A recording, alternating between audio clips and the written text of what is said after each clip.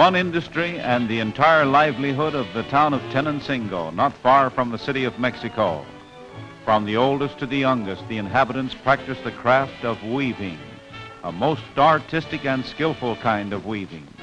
They are making Mexican shawls, those handsome, flashing shawls that are part of the Spanish tradition.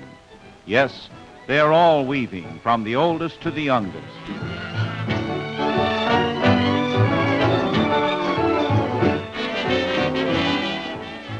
Here's how they make the thread. Traditional methods of cloth manufacture. This art of weaving has been handed down from times of old, from the Aztecs of pre-Columbian Mexico. The Aztecs were past masters of magnificent weaving.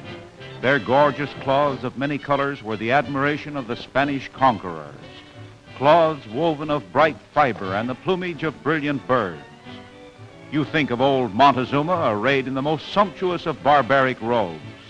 So no wonder these modern descendants of the Aztecs pursue their art in accordance with the ways of long tradition. They might have been weavers to Montezuma, but they're shawl makers to the women of Mexico.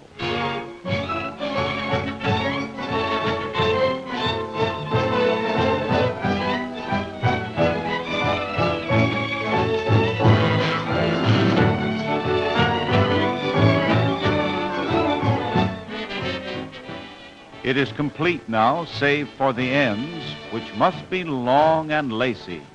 It must have that deep, silky fringe characteristic of the Spanish shawl.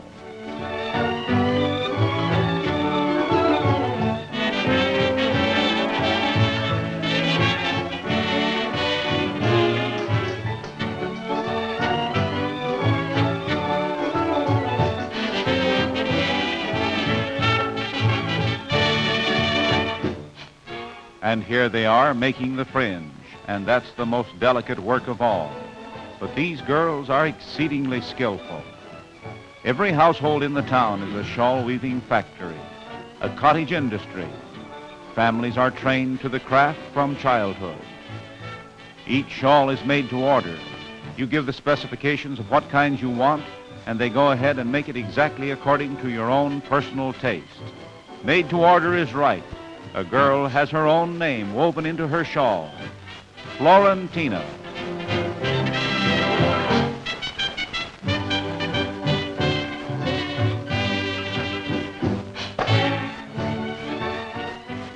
The texture of these village-made fabrics is incredibly fine, made from delicate fibers, sheer, long and wide. One of the shawls could easily be packed in your handbag. The test and proof here is twisting the shawl like this. It's a yard wide, but you can pass it right through your ring.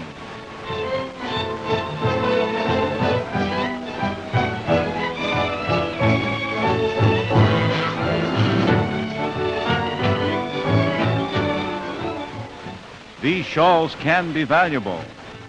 That one, with its perfection of weave, will sell for more than $200. And they're salesmen, these weavers. They sell their shawls far and wide, house to house peddling, simplicity of merchandising.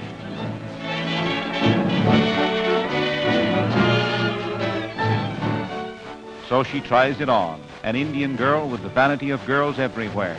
Yet she feels herself in the height of fashion, down there in the old land of the Aztecs, where the Mexican shawl is the eternal fashion.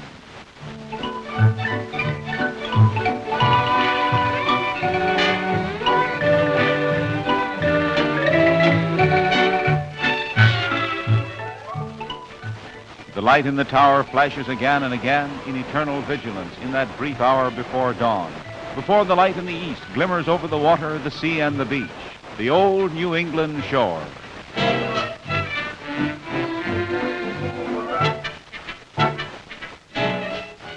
When there's sunrise on the ocean, a new day has come for living things in the deep and on the beach of the coast of Massachusetts at Cape Cod.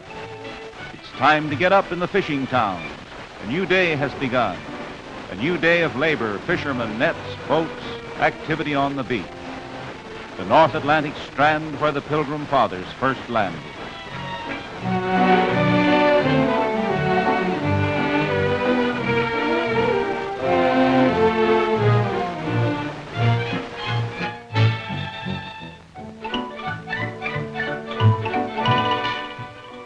the stone that marks the landing place of the Pilgrims, where the white man first began the making of New England.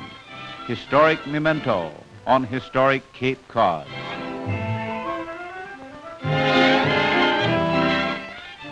Who's the first that stirs along the shore? Why, the beachcomber, and he finds a hunk of bone from a blackfish. A singular character who makes it his career in life to salvage everything cast up by the waves, even a lobster claw.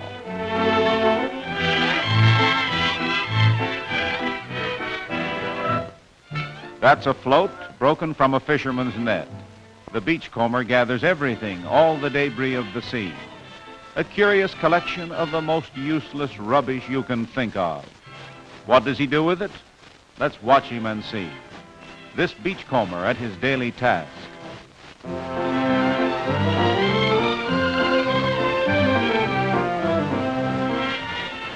He makes things out of the rubbish of the sea. He shapes those bits of ocean wreckage cast up by the waves and puts them together. George Payne, the beachcomber, who is also an artist. And what he gathered on the beach becomes a bird.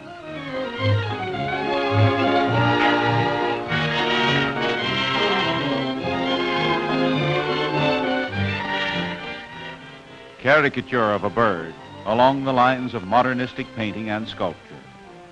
Provincetown on Cape Cod is an artist's colony where the beachcomber follows the most curious art of all. His studio is filled with odd creations which he sells to tourists seeking curios. And this beachcomber is not so mad. As an artist, he is quite practical. His materials cost him nothing, just a bit of beachcombing. And he gets money for these creations.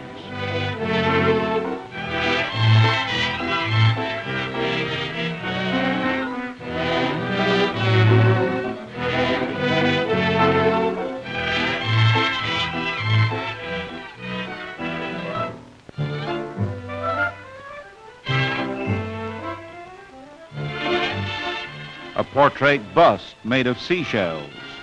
A caricature. Everything is caricature here. The spoil of the sea turned into parodies of the land.